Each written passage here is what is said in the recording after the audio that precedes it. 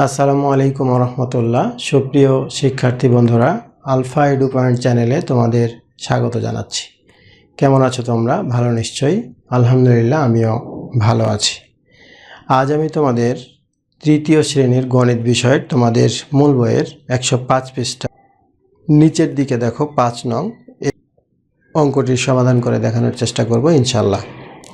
এর পূর্বের ভিডিওতে আমি 4 চিত্র দেখি ও দাগ টেনে মিল করি এই অংশের অঙ্কগুলো সমাধান করে দেখিয়েছিলাম।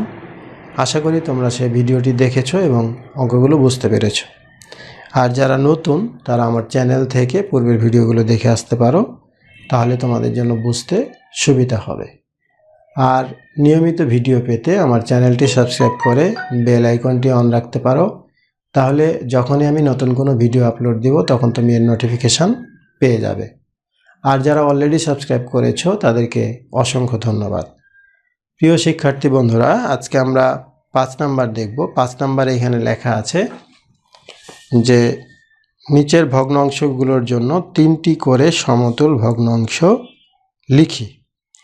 এখানে ছক করে দেয়া আছে, আমি একটু ছক করেই তোমাদের দেখাচ্ছি। 4টা আছে এই জায়গায়। 5 নাম্বারে 1 2 3 4 5 6, এটা হলো, এখানে আমরা দিব যে ভগ্নাংশটা, ভগ্নাংশ। তাহলে ভগ্নাংশ কয়টা আছে? 2 এর 1, 4 এর 3, 2 এর 1, 4 এর 3, আর আছে 3 এর 2, 6 এর 5, 3 এর 2, 6 এর 5, এভাবে আছে। কয়টা ভগ্নাংশ?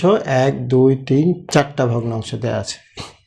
এখন আমরা এই সমতুল ভগ্নাংশ নির্ণয় করব। সমতুল ভগ্নাংশ, সমতুল ভগ্নাংশ।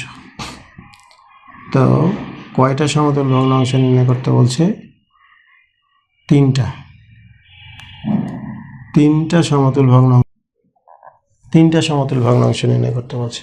তো আমরা এখানে দিলাম 1 2 3, মানে যেহেতু বলছে কি যে 3টি করে সমতুল ভগ্নাংশ নির্ণয় করো, তাহলে সমতুল ভগ্নাংশ 1টা 2টা 3টা করে আমরা করব। তো এখানে তোমরা কিভাবে লিখবে? এটা দুইভাবে লেখা যায়। যেমন সমতুল ভগ্নাংশ মানে যে ভগ্নাংশগুলো আছে এই ভগ্নাংশগুলোকে 1 বাদ দিয়ে এরপরের সংখ্যা দিয়ে, অর্থাৎ 1 বাদ দিয়ে 2 3 4, যেহেতু 3টি করে সমতুল ভগ্নাংশ বলছে তাহলে 4 পর্যন্ত হর এবং লবকে গুণ করতে হবে, হর এবং লবকে গুণ করে বসাইতে হবে। যদি বলে যে 4টি সমতুল, তাহলে 2 3 4 5 দিয়ে গুণ করে বসাতে হবে। কিভাবে? লব এবং হরকে। তো লব এবং হরকে যদি গুণ করে বসাও, যেমন মনে করো এই প্রথম ভগ্নাংশটা, এই প্রথম ভগ্নাংশটাকে আমি প্রথমে একটা সমতুল যদি লিখে, তো একটা সমতুল লিখলে এই 1 2 গুণ দিলাম 2 গুণ দিলাম 2, হর এবং লবকে একই সংখ্যা দিয়ে গুণ করতে হবে, একই সংখ্যা দিয়ে গুণ করলে তাহলে 2 1 2, আর নিচে হলো 2 2 4, তাহলে এটা একটা সমতুল ভগ্নাংশ হলো। এর পরেরটাকে কি দিয়ে গুণ করব? 3 দিয়ে। এর পরেরটাকে কি দিয়ে? 4 দিয়ে। 1 দিয়ে কিন্তু গুণ করা যাবে না, 1-এর পরের থেকে। তাহলে এটা কি ছিল? 1 2 গুণ করব কি দিয়ে? এবার 3 দিয়ে। তাহলে 3 1 3, 3 2 6, এরপরে কি দিয়ে? 4 দিয়ে। 4 1 4, 4 2 8। তাহলে এটা একটা সমতুল ভগ্নাংশ, এটা একটা সমতুল ভগ্নাংশ, এটা একটা সমতুল ভগ্নাংশ। কার? এই ভগ্নাংশটার। এই ভগ্নাংশটার সমতুল 3টা ভগ্নাংশ হলো এইটা, এইটা, এইটা। নিয়মটা হলো যে কোনো ভগ্নাংশকে হর এবং লবকে একই সংখ্যা দিয়ে গুণ করলে ওই ভগ্নাংশের সমতুল ভগ্নাংশ পাওয়া যায়, অথবা ভাগ করলেও সমতুল ভগ্নাংশ পাওয়া যায়। তো আমরা গুণ করে করছি। তো এটার সাথে প্রথমে 1 দিয়ে কিন্তু গুণ করা যাবে না। 1-এর পরের থেকে যদি 3টা সমতুল বের করতে বলে তাহলে 2 থেকে 2, 3, 4 দিয়ে গুণ করতে হবে। এরপরে যদি 4টা সমতুল বলে তাহলে 2, 3, 4, 5 পর্যন্ত গুণ করতে হবে, তাহলেই সমতুল ভগ্নাংশগুলো পেয়ে যাব। এখন এইটুক যদি তোমরা করে দেখাইতে চাও তাহলে এভাবে তোমরা লিখবে। আর যদি সরাসরি তোমরা লিখতে পারো যে এটাকে 2 দিয়ে গুণ করলে 2 একে 2, 2 দুগুণে 4, 3 দিয়ে গুণ করলে 3 একে 3, 3 দুগুণে 6, 4 দিয়ে গুণ করলে 4 একে 4, 4 দুগুণে 8।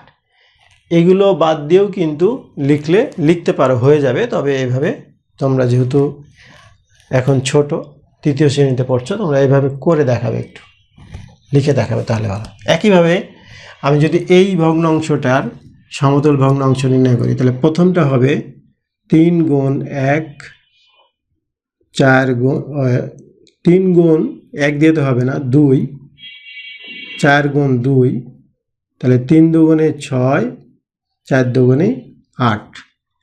এরপরে 3 গুণ 3, 4 গুণ 3, তাহলে 3 তিরিকে 9, 3 চারে 12। এরপরে 3 গুণ 4, 4 গুণ 4, তাহলে 3 চারে 12, 4 চারে 16। দেখো 2 দিয়ে গুণ করছি প্রথমে, 3 দুগুণে 6, 4 দুগুণে 8, 3 দিয়ে গুণ করেছি, তারপর 3 তিরিকে 9, 3 চারে 12, তারপরে 4 দিয়ে গুণ করেছি, 3 চারে 12, 4 চারে 16। এই ভগ্নাংশটার 1টা, 2টা, 3টা সমতুল ভগ্নাংশ। অনুরূপভাবে এই ভগ্নাংশটার যদি আমরা 3টা সমতুল ভগ্নাংশ বের করি তাহলে 2 গুণ 2, 3 গুণ 2, 2 দুগুণে 4, 3 দুগুণে 6। এরপরে 2 গুণ 3, 3 গুণ 3, 3 দুগুণে 6, 3 তিরিকে 9। এরপরে 2 গুণ 4, 3 গুণ 4, 4 দুগুণে 8, 3 চারে 12। আবার দেখো এটাকে প্রথমে 2 দিয়ে গুণ করছি, 2 দুগুণে 4, 3 দুগুণে 6, আবার 3 দিয়ে গুণ করছি, 3 দুগুণে 6, 3 তিরিকে এখানে 9 হবে, 3 তিরিকে 9। এরপরে 4 দিয়ে গুণ করেছি, 4 দুগুণে 8, 3 চারে 12। এই ভগ্নাংশটার 1টা, 2টা, 3টা সমতুল ভগ্নাংশ। এরপরে এই ভগ্নাংশের 3টা সমতুল ভগ্নাংশ নেবে, তাহলে 5 গুণ 2, 6 গুণ 2, 5 দুগুণে 10, 6 দুগুণে 12। এরপরে 5 গুণ 3, 6 গুণ 3, তাহলে 3 5 15, 3 6 18। এরপরে 5 গুণ 4, এখানে হলো 6 গুণ 4, তাহলে 4 5 20, আর এখানে 4 6 24। এই ভগ্নাংশটির 3টি সমতুল ভগ্নাংশ, 5 দুগুণে 10, 6 দুগুণে 12, 3 5 15, 3 6 18, 4 5 20, 4 6 24।